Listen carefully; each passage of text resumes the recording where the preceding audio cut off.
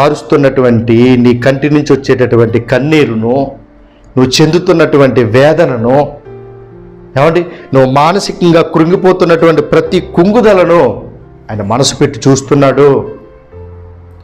నీ మనోవేదన ఆయన చూస్తున్నాడు.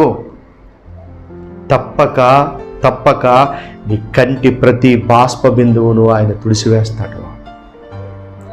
నీ కన్నీరుకు ప్రతిగా నీకు పరలోకం ఇవ్వబోతున్నాడు. నీ దుఃఖానికి ప్రతిగా వాదార్పును దయచేసి ఒక అత్యున్నతమైనటువంటి సింహాసనాన్ని ఇవ్వబోతున్నాడు. కాబట్టి ఇటువంటి విషయాల్లో గొప్పగా మనం నిలబడగలిగితే, మోకాళ్ళు ప్రార్థన మీద మన కుటుంబంలో సమస్య వచ్చినప్పుడు, మన జీవితంలోనికి సమస్య వచ్చినప్పుడు, మన జీవితంలో మార్గము మూసుకుపోయి అయ్యో ఈ మార్గం మూసుకుపోయిందే, నేను ఎలా నడవగలను అనే స్థితిగతులు కలిగి ఉన్నప్పుడు మోకాళ్ళ మీద నిలబడి, దేవా